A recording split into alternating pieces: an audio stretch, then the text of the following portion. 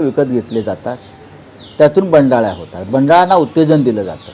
भाजपकडून मुंबईत उत्तर भारतीय मतदारांना आकर्षित करण्यासाठी जी स्टार प्रचारणाची यादी जाहीर केली त्यामध्ये योगी आदित्यनाथ आहेत, मैत्री ठाकूर आहेत, इतर मनोज तिवारी आहेत, असे उत्तर भारतीयांना आकर्षित करण्यासाठी एक वेगळी स्ट्रॅटेजी. नाही, त्यांच्यामध्ये त्यांनी मुंबईची फाळणी केलेली आहे. एक परप्रांतीयांची मुंबई आणि दुसरी मुंबई एक मराठी माणसांची मुंबई, अशी भाजपनं सरळ फाळणी केली. आमच्यासाठी मुंबई अखंड आणि एक आहे.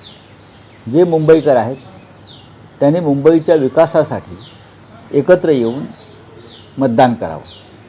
पण भारतीय जनता पक्षानं कायम प्रांतवाद, जातवाद आणि धर्मवाद या आधारावर निवडणुका लढल्या आणि मुंबईसुद्धा तेच करतायत.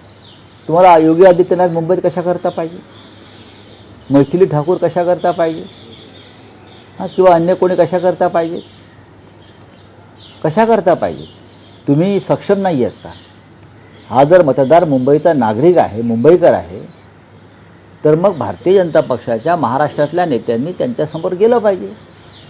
पण तुम्ही योगींना आणणार, तुम्ही रेखा गुप्ताला आणणार, तुम्ही मध्य प्रदेशच्या मुख्यमंत्र्यांना आणणार, म्हणजे त्या प्रांताचे जातीच्या लोकांना त्या भागातून लोक तुम्ही आकर्षित करण्याचा प्रयत्न करताय. मग तुम्ही काय करताय इतके वर्ष मुंबई महाराष्ट्रात? तुम्ही जिंकण्याची गोष्ट करताय ना, मग तुम्ही जिंकून दाखवा ना. सर, छत्रपती संभाजीनगरमध्ये रशीद मामूनचा जो प्रवेश आहे तो वादग्रस्त बनताना आपल्याला पाहायला मिळतोय, कारण स्वतः चंद्रकांत खैरेंचा विरोध आहे आणि